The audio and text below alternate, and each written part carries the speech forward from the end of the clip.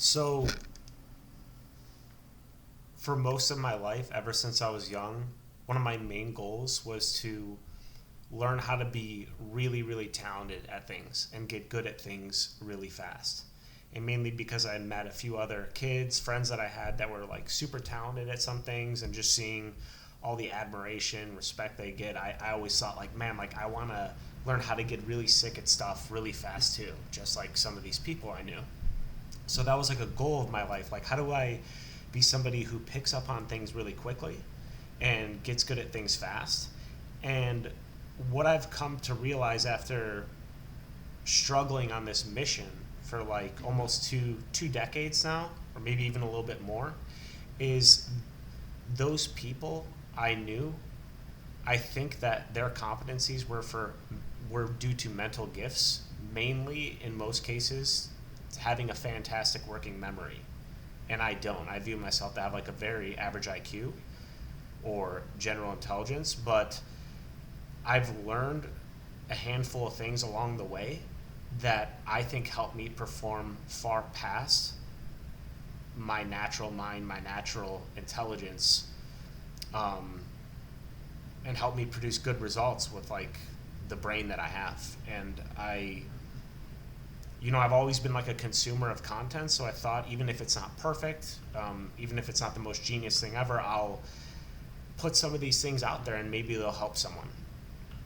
So I'll kind of release a video on each concept or tool, like mental tool that I've learned.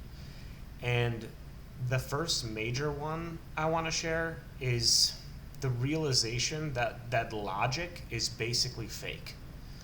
Um, when I was on this mission and I was like full of ambition and stuff, I was like, I'm gonna be so smart. I'm gonna like look at things and come up with the right strategy. I'm gonna use the power of my mind and logic to come up with a strategy or way of doing it that'll just be more efficient and better than everybody. And I feel like what I'm about to explain was a breakthrough with a lot of struggle and a lack of impressive results with that approach. So the important thing I want to say is like logic is basically fake, because the main reason I say that is you could make a logical case for anything. Think about it. People who have ridiculous views or on different sides of, political spectrums, one's going to definitely be right and wrong. And a lot of these different cases or examples you could think of, but you could make a logical argument for both sides, a really convincing one. So when you try to use your mind to tackle a skill and think of what makes sense to do, what would be the smart thing to do, what would be the effective thing to do, like many things in reality kind of like slaps you in the face when you try to do this. And when you gain experience over time, the things that actually work and how they work are kind of like weird and unintuitive, and it's kind of like, oh, I didn't think it would work that way. So what happened is I was like super humbled, and now my approach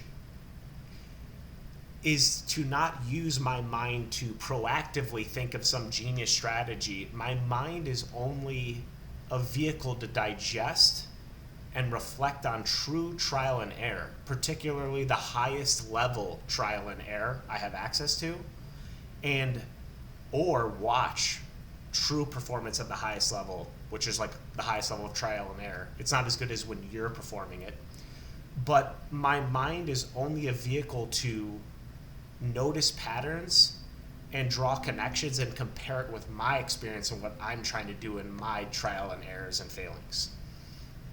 And now, to simplify it and put it in like a really simple childlike metaphor, I started with all this kind of like zeal and excitement and ego, like I'm going to be so smart, I'm going to approach things right. And now I'm super, super humble.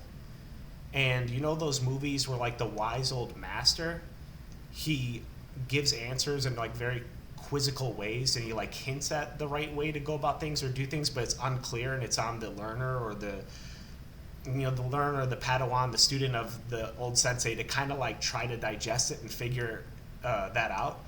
Metaphorically, I view trial and error, particularly the highest level trial and error I have access to, as that wise old sensei, and I always am listening to it and kind of letting like the feedback it's giving me soak into my brain. And just like that wise sensei giving you kind of like a quizzical hint in the right direction, I'm always taking that in and like, wow, I really thought I'd win that, but I lost that, or I can't believe that guy beat that guy. And I'm refining and retooling all my understanding and strategies of how I do what I do, either fixing holes in it or making improvements on it. But I think you'll find if you seek out trial and error, and we'll talk about this later, you have a positive emotional orientation to failure, but you look to be very receptive to the edge of trial and error and listen to it and let it here, this is like how I want to finalize it. I wanted to conquer reality. I wanted to shape that clay into a statue. Now I've been humbled to where I'll say the edge of trial and error will mold me like clay. It will chip away at me. It will mold me. It will create me into a beautiful statue over time, the more I let it affect me and make changes to me and my approach. And this shift over the course of, like I said, it's like been like a decade or two, has been one of the most profound changes I've made that have given me much better results. I've never become a hyper learner, but I've learned I can make impressive gains over time, way better than I used to. And this is one of the big shifts that I think really helped me get better results. So I hope that makes sense. I hope it's helpful, because it definitely was for me, and it was a big jump over a plateau I had in my quest to learning how to learn things better and be better at competitive skills faster into a higher level.